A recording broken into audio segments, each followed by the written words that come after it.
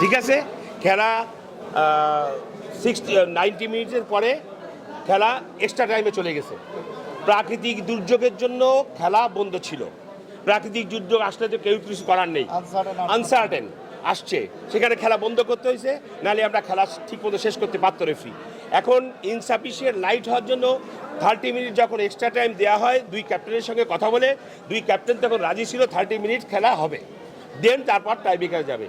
15 minutes খেলার পরে referee বলে ইনসাফিসিয়েন্ট লাইট, আমি এই মুহূর্তে খেলা চালাতে পারবো না, দ্যাটস ফিনিশ, আর কিছু বলার নেই।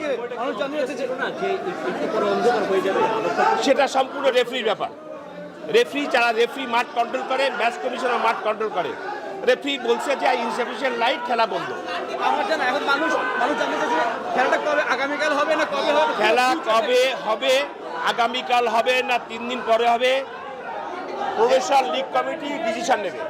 ঠিক আছে,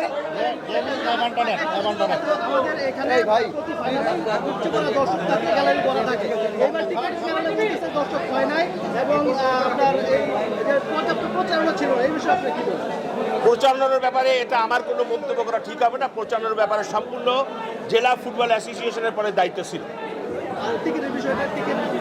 টিকিটের বিষয়ে বিএফএফ এবং জেলা ফুটবল অ্যাসোসিয়েশনের দুজন সমন্বয়ে এটা করেছে।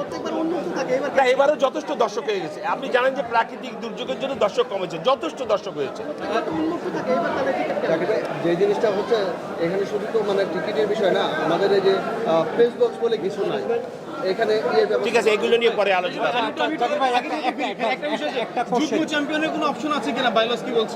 এখন যেহেতু রেফারি ইনসাফিসিয়েন্ট লাইভ ঘোষণা করেছে, খেলা বাতিল করেছে, আগামীতে প্রফেশনাল ফুটবল লিগ কমিটি সভা করে যুগ্ম চ্যাম্পিয়ন কি নেক্সট কবে খেলা হবে, কয় মিনিট খেলা হবে, সমস্ত সিদ্ধান্ত প্রফেশনাল লিগ কমিটির চেয়ারম্যানের নেতৃত্বে কমিটি ঘোষণা করবে, আপনাদের জানিয়ে দেওয়া হবে।